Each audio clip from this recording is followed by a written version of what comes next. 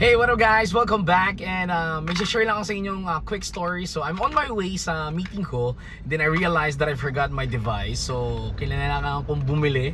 So pakita ko sa inyo kung anong binili ko, okay? Alright, so ito yung binili ko. This one is the Chillax Vista Mini. So yan, super lit na. Guys, sorry, nabuksan ko na siya. I'm so excited kasi super natuwa talaga ako. Kasi lit ng box. And then nung binasa ko siya, 1,200 puff only.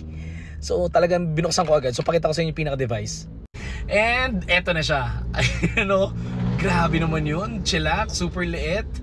Guys, this one is their latest product, the Chillax Vista Mini. So pakita ko sa inyo iba pang details niya. Wait lang. So yeah, as you can see, this is my palm. And then ganan lang siya kaliit.